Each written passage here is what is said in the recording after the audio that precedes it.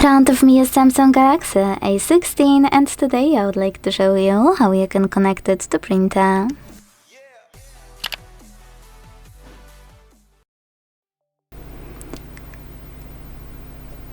First of all, you need to open Devices Settings and click on Connections right away.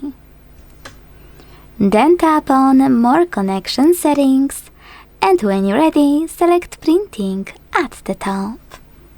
Now, you can tap on Default Print Service or select any other service you have and want to use.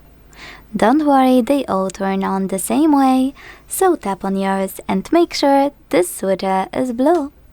Now wait, your device is looking for a printer and when it finds one, it will connect to it.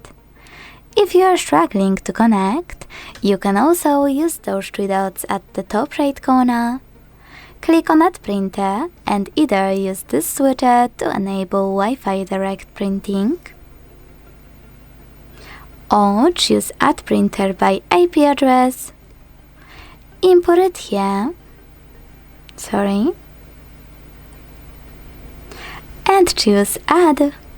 This way you can connect manually.